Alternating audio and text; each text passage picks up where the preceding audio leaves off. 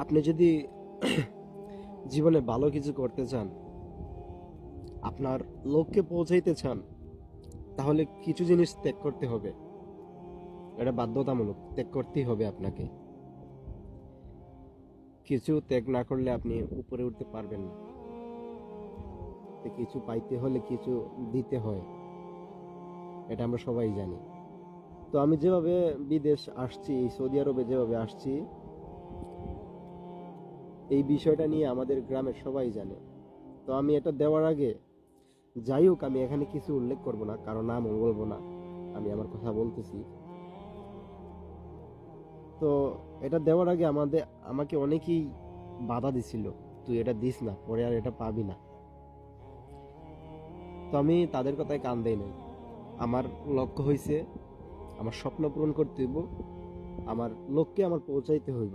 এটা আমার মাথায় ঘুরপাক খায়। যা গেছে গেছে, এগুলা নিয়ে আফসোস আমি করি না।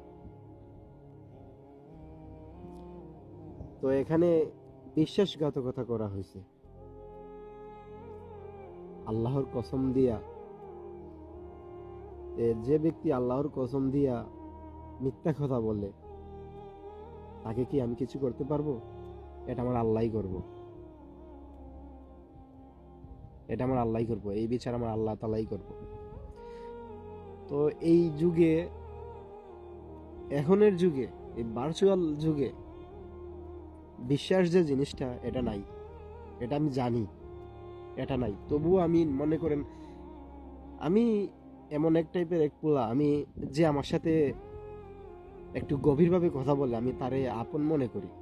বিশ্বাস করেন, আমি আপন মনে করে নিই অতি দ্রুতই। তারা আমি মনে করি না, হে আমার নিজেরই, আমি এটা মনে করি। তো এটা আমার একটা বড় একটা ফল্ট,